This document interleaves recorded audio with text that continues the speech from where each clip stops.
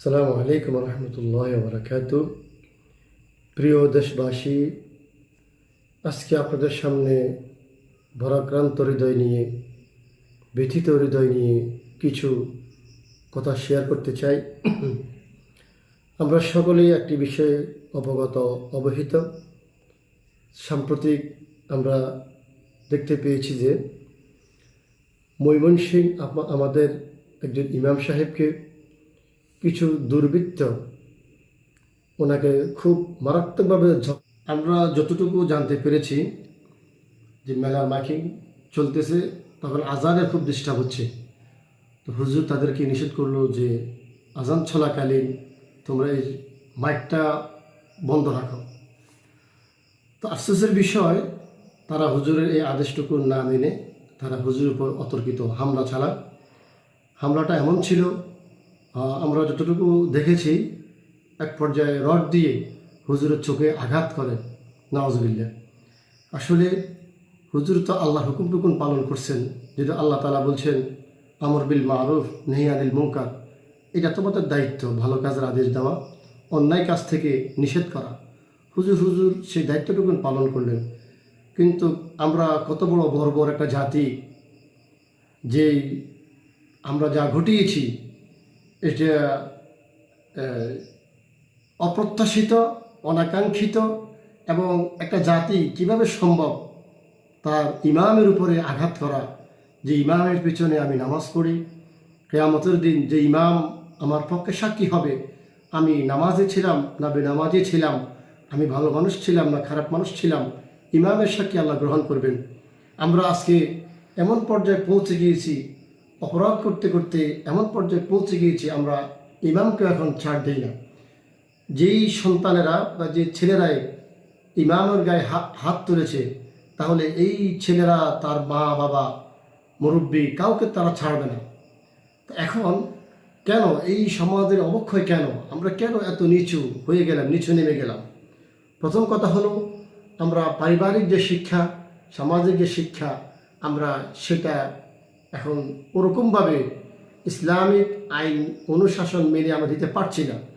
দ্বিতীয়ত, আল্লাহ তাআলা যেভাবে ন্যায় ও ইনসাফ প্রতিষ্ঠা করার জন্য বলছেন, আমরা সেই ন্যায় ও ইনসাফ আমরা প্রতিষ্ঠা করতে পারছি না। যেমন আল্লাহ তাআলা সূরা নিসা 135 নম্বর আয়াতে আল্লাহ তাআলা বলেছেন, ইয়া আইয়ুহাল্লাযীনা আমানু কুনু কাওয়ামিনা বিল কিসত শুহাদা লিল্লাহি ওয়ালাউ আলা আনফুসিকুম আবিল ওয়ালিদাইনি ওয়াল আকরাবিন।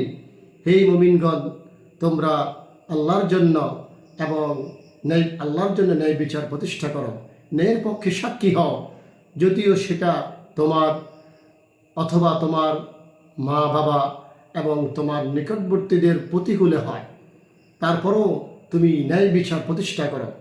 অর্থাৎ আল্লাহ তাআলা মুমিনদেরকে নির্দেশ দিচ্ছেন যে তারা যেন ন্যায়ের উপর দৃঢ়ভাবে প্রতিষ্ঠিত থাকে।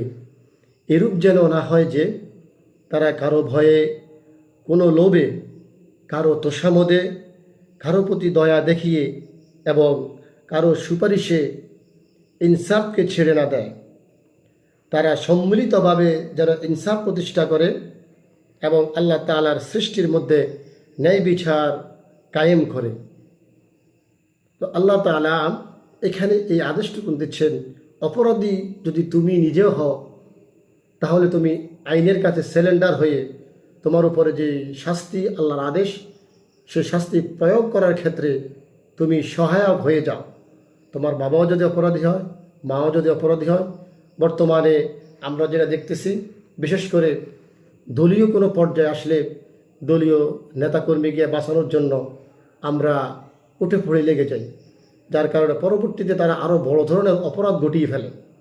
এই জন্য আল্লাহ কেন সে আদেশটুকু দিচ্ছেন, তারা যদি তোমার নিকটতম ব্যক্তিও হয়, তাহলে নিকটতম ব্যক্তি, দলীয় ব্যক্তি, কাউকে সুবিচার কায়েমের ক্ষেত্রে কাউকে ছাড় দেওয়া যাবে না। এই জন্য আমরা এই ময়মনসিংহ, যেখানে একজন আলেমের প্রতি এই জুলুম করা হয়েছে, আমরা ময়মনসিংহবাসীদের উপরে উদারতা আহ্বান জানাবো। সেখানে ওলামায়ে কেরাম থেকে নিয়ে শুরু করে সুশীল সমাজ সবাই এই বিষয়ের প্রতি সোচ্চার হবেন। কোনো প্রকারই কোনো সুপারিশে, কোনো তোষামদে, কোনো লোভে পড়ে এই অপরাধীকে ছাড় দেবেন না। যদি ছাড় দিয়ে দেন, তাহলে উক্ত অপরাধ আমার উপর একদিন এসে পড়বে।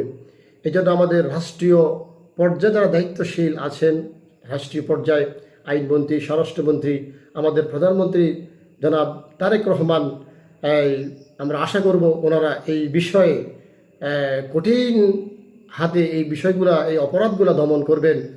ভবিষ্যতে যেন কোনো আলেমের উপরে এরকম কোনো নির্যাতন না হয়। আলেম সেই হক কথা বলতে গিয়ে মানুষকে দিন ও ইসলাম বোঝাতে গিয়ে সে যেন কোনো বাধার শিকার না হয়, অন্যায়ভাবে যেন জুলুমের শিকার না হয়, সেদিকে আমরা অবশ্যই সেদিকে আমরা দৃষ্টিপাত করব। এই বলে আমি দেশবাসীদেরকে আহ্বান জানাবো, আমরা সবাই অন্যায়ের বিরুদ্ধে সোচ্চার থাকবো। আমিন। ওয়া আখিরু দাওয়ানা আনিল হামদুলিল্লাহি রাব্বিল আলামিন।